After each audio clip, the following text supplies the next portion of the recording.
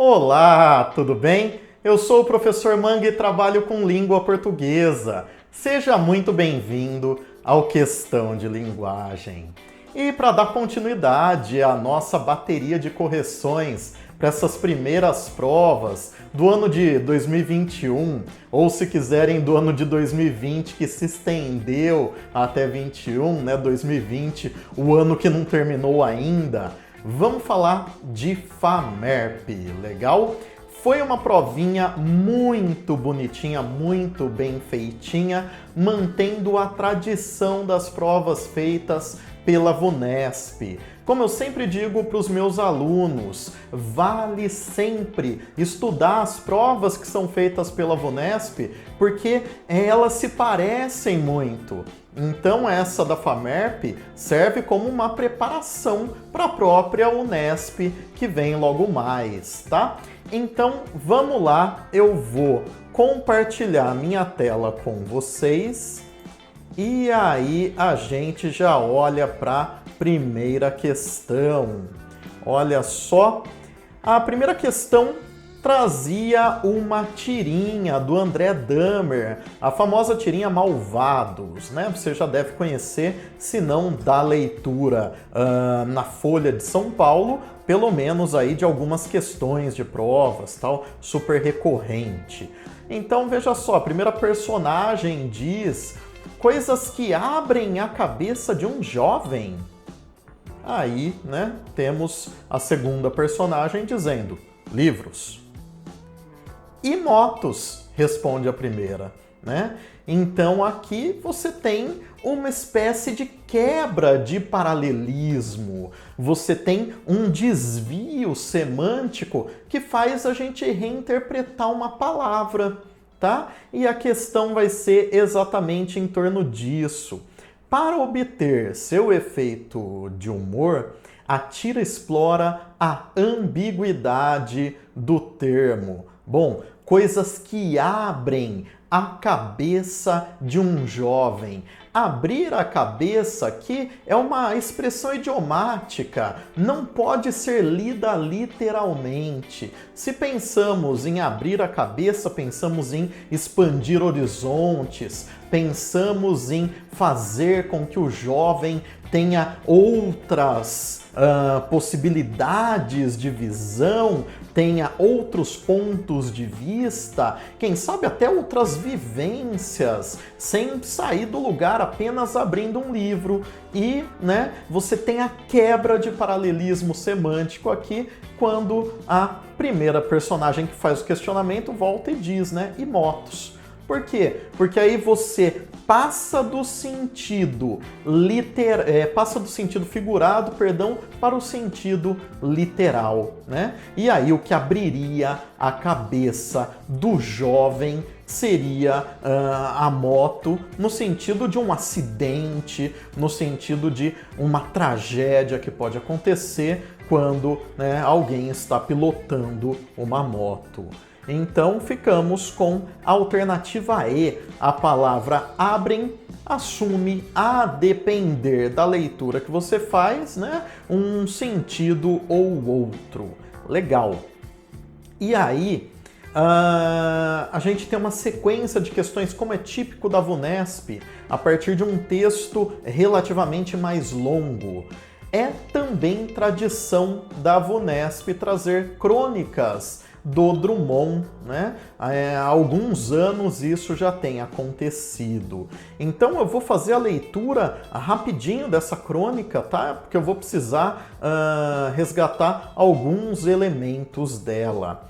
É sina de minha amiga penar pela sorte do próximo, se bem que seja um penar jubiloso, explico-me. Todo sofrimento alheio a preocupa e acende nela o facho da ação, que a torna feliz. Não distingue entre gente e bicho, quando tende a agir, mas como há inúmeras sociedades com verbas para o bem dos homens e uma só, sem recursos, para o bem dos animais, é nesta última que gosta de militar. Os problemas aparecem-lhe em cardume, e parece que a escolhem de preferência a outras criaturas de menor sensibilidade e iniciativa. Os cães postam-se no seu caminho e... Dona, me leva? Murmuram-lhe os olhos surrados pela vida, mas sempre meigos. Outro dia, o cão vinha pela rua, mancando, amarrado a um barbante e puxado por um bêbado pobre, mas tão bêbado como qualquer outro. Com o aperto do laço, o infeliz o punha a alma pela boca, e o bêbado resmungava ameaças confusas. Minha amiga aproximou-se com jeito. Não faça assim com o pobrezinho que ele sufoca. Faço o que eu quero, ele é meu. Mas é proibido maltratar animais. Eu não vou maltratar, vou matar com 2 navalhadas. Minha amiga pulou como Ademar Ferreira da Silva, um atleta. Me dá esse cachorro. Dar não dou, mas vendo. 10 cruzeiros e selaram o negócio. E, livre do barbante, o cachorro embarcou no carro de minha amiga, felizmente.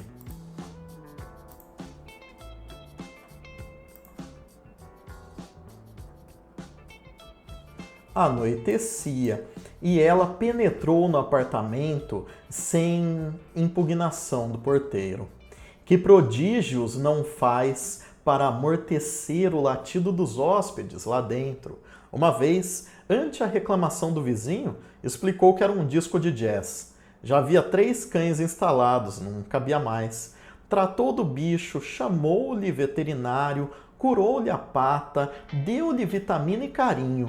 Só depois começou a providenciar uma casa de confiança para ele. Seu método, consiste numa conversa mole com a pessoa. Tem cachorro em casa? Por que não tem mais? Fugiu? Morreu de velho? Se o cão fugiu, o dono não presta. Conforme a ficha da pessoa, minha amiga lhe oferece o animal ou não e passa adiante. Desta vez o escolhido foi José, contínuo de autarquia. Não carece ser rico. Contínuo é uma palavra que se usava antigamente para o que em inglês se diz office boy, né? É um sujeito que entrega coisas. Desta vez foi José, contínuo de autarquia. Não carece ser rico, mas bom, paciente, bem-humorado. José tem crianças, espaço cercado e vocação para dedicar-se. Minha amiga ofereceu-se para levar o cachorro ao longe subúrbio. José disse que não precisava. Ela insistiu, ele idem. Afinal, foram juntos. O carro subiu ladeira, desceu ladeira e no alto do morro desvendou-se a triste casa de José, que não era cercada, era um corredor de cabeça de porco. Cabeça de porco é sinônimo de cortiço. Com 5 crianças, mulher e sogra de José empilhadas. Minha amiga compreendeu. José era mais pobre do que o cachorro e sem um mínimo de dinheiro. Não se compra ar livre e espaço para brincar. Seria cruel dizer a José, volto com o cachorro. Felizmente, o animal salvou a situação, tentando morder um dos garotos que lhe fizera festa. Minha amiga iluminou-se. Está vendo, José? Ele não se acostuma. Vou te trazer outro novinho. José, desolado, aqueceu. Aqueceu é consentiu, né? Concordou. Minha amiga saiu voando para a cidade, entrou numa dessas casas onde se martirizam animais à venda e resgatou o menor dos cachorrinhos recém-nascidos, que já penava numa jaula sem água e alimento a um sol de fogo. Para este, qualquer coisa é negócio e melhora a vida. Levou-o rápido para José, que o recebeu de alma embandeirada. Agora, minha amiga tem 2 problemas: arranjar um dono para o cachorro do bêbado e dar um jeito nos 5 filhos de José. Mas resolve, não tenham dúvida. 70 historinhas 2016. Aqui as referências, né? Ademar Ferreira da Silva, atleta brasileiro, primeiro bicampeão olímpico do país, cabeça de porco, sinônimo de cortiço. Legal. Constitui exemplo de interação do narrador com seu leitor o trecho. E aí você tem alternativas. Gente, essa questão é muito, mas muito parecida mesmo com a questão da primeira prova, do primeiro dia da Unicamp de 2021. Então olha que loucura, eu insisto sempre com os meus alunos, além, claro, das provas da VUNESP, né, que são feitas todas pela mesma instituição para instituições diferentes, vale a pena olhar os vestibulares do ano, mesmo que você não tenha prestado, né, como é o caso de vocês de biológicas, interessado em FAMERP, dá uma olhadinha no primeiro dia da Unicamp também. Eu vou deixar o link aqui para a resolução que eu mesmo fiz no canal, tá? Olha só, a ideia, tanto aqui quanto naquela questão da Unicamp, era perceber a interação do narrador com o leitor, a interlocução. Se você procurar nas alternativas, vai ser a única em que vai ter um imperativo. Aqui, no caso, o imperativo negativo. O imperativo é aquele modo em que eu peço para o meu interlocutor fazer, se for afirmativo, ou não fazer aquilo que eu estou dizendo. Então, o modo imperativo só apresenta as pessoas com quem eu falo. Por isso, certamente, a alternativa boa aqui nessa questão de número 2 era a alternativa B. Legal? Então, né, fica a dica, olhe também para outras provas, mesmo as que você não fez. Legal. Vamos para a questão de número 3. Como é praxe da VUNESP também, assim como foi o primeiro dia da Unicamp, né, aparece aqui uma questão de figura de linguagem. Então a primeira questão tinha a ver com o sentido literal, o sentido figurado, essa mudança de sentido. Essa questão 3 tem a ver com figura de linguagem. Daqui a pouco a gente vai ver mais uma também que vai lidar com literal e figurado.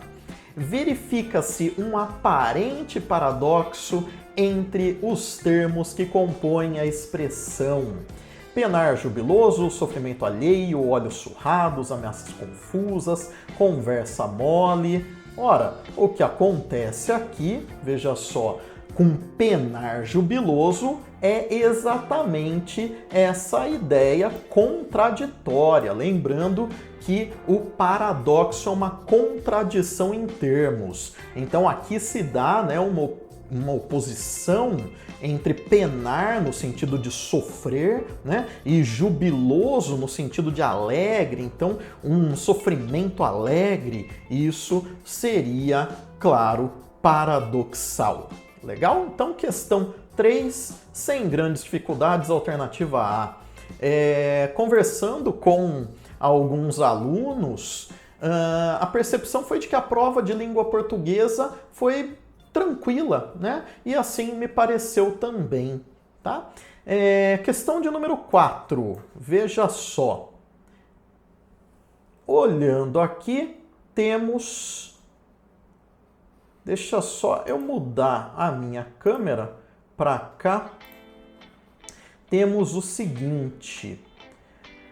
Os problemas aparecem-lhe em cardume e parece que a escolhem de preferência outras criaturas de menor sensibilidade e iniciativa. Uma vez, ante a reclamação do vizinho, explicou que era um disco de jazz. Minha amiga iluminou-se. Está vendo, José? Ele não se acostuma. Vou te trazer outro novinho. Os termos sublinhados estão empregados respectivamente em sentido. Bom, veja só. Nessa questão de número 4, você tem, no primeiro caso, né, aparecem-lhe em cardume, significando de grande quantidade. A noção aqui é evidentemente figurada, né? Problemas não são peixes para que apareçam em cardume. Então, o sentido é figurado. Uma vez ante a reclamação do vizinho, bom, o vizinho literalmente reclamou, de fato reclamou, bom, é literal. E minha amiga iluminou-se, não significa que ela passou a brilhar, né, naquele momento, mas sim que ela encontrou a solução para aquela situação vexatória de levar o cachorro embora, né, da casa do José, que não teria condições de cuidar dele. Legal? Então ficamos com a alternativa D de dado. A questão de número 5 também se referindo a esse mesmo texto. Olha só. E também uma questão de figura de linguagem. O narrador recorre à personificação. Caso você não se lembre, personificação é uma figura de linguagem, sinônimo também de prosopopeia. Na personificação, atribui-se característica humana àquilo que não é humano, característica viva àquilo que não é vivo. Você encontra na alternativa C a resposta para essa questão. Veja, né? Por isso que eu quis fazer a leitura do texto. Nesse momento aqui, né, o cachorro que a amiga do narrador vê, né, diz: "Dona, me leva." Murmuram-lhe os olhos surrados pela vida, mas sempre meigos, né, como se os cães apelassem a ela para que ela fizesse algo. Muito bem, alternativa C, então. Agora vamos dar prosseguimento aqui. Eu troco de novo a minha câmera para cá. Vejamos. A questão seguinte, de número 6, era a respeito da transposição do discurso direto para o indireto. Gente, eu insisto muito que esse tipo de questão mecânica, transição de discursos, mudança de voz passiva, isso é muito a cara das provas da VUNESP, tá? Então, estude isso se você ainda vai fazer alguma das provas aí das particulares para a VUNESP ou mesmo a prova da UNESP, tá? Então aqui você tem o discurso direto. A amiga do narrador diz: "Não faça assim com o pobrezinho que ele sufoca." Para você transformar o discurso direto em indireto, você tem que trocar o eu. O eu se torna o narrador, né? E o narrador diria a respeito da amiga: "minha amiga." Então, né, minha amiga disse. E aí você tem uma oração subordinada substantiva. Professor, não manjo nada desses nomes. Não esquenta a cabeça. É uma oração que vai começar com que ou com se. Minha amiga disse que blá blá blá ao bêbado, tá? É o que você encontra com certeza na alternativa B. Veja só, minha amiga disse ao bêbado que não fizesse aquilo com o cachorro, que ele sufocaria. Ele, o cachorro, evidentemente. Atenção aos tempos verbais, porque é isso que invalida, por exemplo, a alternativa C. Minha amiga disse ao bêbado que não fizesse assim com o cachorro, que ele sufoca. Não, né? Perceba que como o tempo da fala da amiga é anterior ao tempo da fala do narrador, os verbos têm que estar no pretérito. Legal? É isso que invalida, portanto, a alternativa C. E a alternativa D também, né? Que não faça aquilo, o faça aqui mantém uma correlação com um tempo presente. Que ótimo!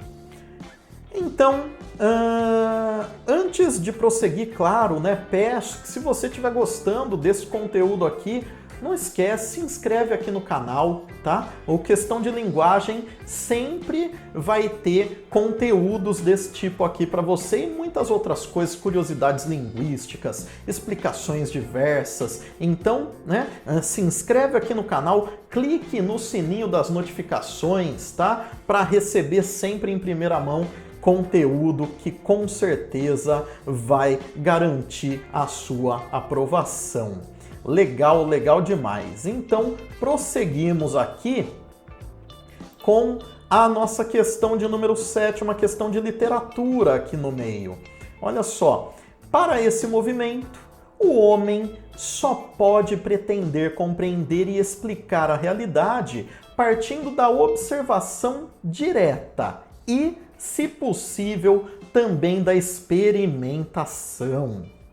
Isto é, só pode pretender conhecê-la por via do conhecimento científico e todo e qualquer objeto ou fato que se pretenda conhecer exatamente tem de ser submetido a rigoroso exame crítico, pois o espírito crítico é essencial ao conhecimento exato. O texto refere-se ao movimento, né? Aqui você tem o famoso História da Literatura Brasileira, do Antônio Soares Amora. Veja, o texto fala sobre a experimentação, sobre a objetividade, sobre o conhecimento científico. Tudo isso é muito típico de um movimento literário do século XIX chamado realismo, tá? Então, o realismo, em oposição ao romantismo, vai partir para a análise do real, né? Vai partir para a análise objetiva dos fatos. Ficamos com a alternativa E. Legalzinho. Deixa eu mudar de novo a minha câmera aqui, eu ainda estou apanhando com isso, mas vou pegando o jeito. Legal. Vamos agora para as questões de 8 a 10 que fecham a prova, a partir de um texto do Carl Sagan. O Sagan, grande divulgador científico. Para responder as questões de 8 a 10, leia o trecho do livro O Mundo Assombrado pelos Demônios, de Carl Sagan, publicado originalmente em 1995. A ciência e a tecnologia não são cornucópias despejando dádivas sobre o mundo. Cornucópias são aqueles chifres na mitologia que vinham cheios de frutas, né? Que os deuses despejavam. Então isso é sinônimo de aquilo que é abundante, aquilo que tem, né, alegrias de sobra, tem exuberância. Então a ciência e a tecnologia não são apenas cornucópias, despejando dádivas sobre o mundo. Os cientistas não só conceberam as armas nucleares, eles também pegaram os líderes políticos pela lapela, argumentando que a sua nação tinha que ser a primeira a fabricar uma dessas armas. E assim eles produziram mais de 60 mil armas nucleares. Durante a Guerra Fria, os cientistas nos Estados Unidos, na União Soviética, na China e em outras nações estavam dispostos a expor os seus conterrâneos à radiação, na maioria dos casos, sem o conhecimento deles, a fim de se preparar para a guerra nuclear. A nossa tecnologia produziu a talidomida, um medicamento que causava deformações nos fetos, os CFCs, o agente laranja, os gases que atacam o sistema nervoso, a poluição do ar e da água, as extinções de espécies, indústrias tão poderosas que podem arruinar o clima do planeta. Aproximadamente metade dos cientistas na Terra dedica parte de seu tempo de trabalho para fins militares. Embora alguns cientistas ainda sejam vistos como estranhos ao sistema, criticando corajosamente os males da sociedade e dando os primeiros avisos sobre catástrofes tecnológicas potenciais, muitos são considerados oportunistas submissos, ou uma fonte complacente de lucros empresariais e de armas de destruição em massa. Não importa quais sejam as consequências a longo prazo. Os perigos tecnológicos que a ciência apresenta, seu desafio implícito ao conhecimento recebido e sua visível dificuldade são razões para que as pessoas desconfiadas a evitem. Existe uma razão para as pessoas ficarem nervosas a respeito da ciência e da tecnologia. O Mundo Assombrado pelos Demônios, 2006, adaptado. Legal. A questão de número 8 é uma questão de leitura geral, né? Se você prestou atenção, esse texto estabelece um porém, né? Então ele começa quebrando uma expectativa comum, que é essa de que a ciência é algo maravilhoso, é algo que traz o bem, né? Pois é, ele vai dizer que a ciência e a tecnologia não são apenas cornucópias despejando dádivas sobre o mundo. A ciência e a tecnologia também estão associadas a coisas absolutamente terríveis. Então, a ciência, né, e a tecnologia são ambivalentes. Tanto podem ser positivas quanto negativas. Legal? Então a gente fica aqui com essa alternativa A. Belezinha. Vamos à questão de número 9. E aí eu transito de novo a minha câmera para cá. Isso, até 2027 eu pego o jeito disso aqui. Legal. Retoma um termo mencionado anteriormente no texto, a palavra sublinhada em. Olha que interessante. Se você olhar para todas as alternativas, tem um A, né, ou singular ou plural, destacado. Quando é que um A retoma uma palavra ou um termo, uma expressão, uma oração mencionada anteriormente? Bom, quando esse A é um pronome. Então essa questão poderia ser reescrita assim: assinale a alternativa em que um pronome pessoal está destacado. Bom, alternativa A não pode ser a primeira a fabricar, esse A é preposição, né? A letra B também não tá boa não, né? Por quê? Porque esse A do a respeito também é uma preposição. A alternativa D, as armas, você tem artigo, e a alternativa E, a ciência, um artigo também. Ou seja, essa questão aqui cobrava de você a percepção das classes de palavras e das suas funções, um jeito muito moderno, um jeito muito inteligente de questionar isso, tá? Então ficávamos com a alternativa C, os perigos tecnológicos que a ciência apresenta, seu desafio implícito ao conhecimento recebido e sua visível dificuldade são razões para que as pessoas desconfiadas a evitem a ciência. Legal? Esse A retoma a ciência. Ótimo. E aí, para acabar de vez com qualquer dúvida, a questão de número 10. Embora alguns cientistas ainda sejam vistos como estranhos ao sistema, criticando corajosamente os males da sociedade, dando os primeiros avisos sobre catástrofes tecnológicas potenciais, muitos são considerados biriri, bororó. Você tem uma relação aqui de oposição em que o termo que é introduzido pela palavra embora pesa menos. Então, apesar desse termo, você leva em consideração o restante, né? Você abre mão desse termo. Abrir mão é a mesma coisa que conceder, conceder é a mesma coisa que fazer uma concessão. E é isso que te faz marcar a alternativa D, encerrando a nossa prova. Legal, minha gente. Então, Deixa eu voltar aqui para mim. Agradeço muito você que me acompanhou até aqui, que me assistiu. Espero que você tenha gostado. E se tiver ficado com alguma dúvida, por favor, deixe um comentário aqui para eu saber, né, o que você não entendeu, tal. Se você gostou, deixa o seu joinha e, claro, não se esqueça de se inscrever aqui no Questão de Linguagem, tá? Ativa o sininho das notificações também. Então, valeu, obrigado e até o nosso próximo encontro. Tchau, tchau.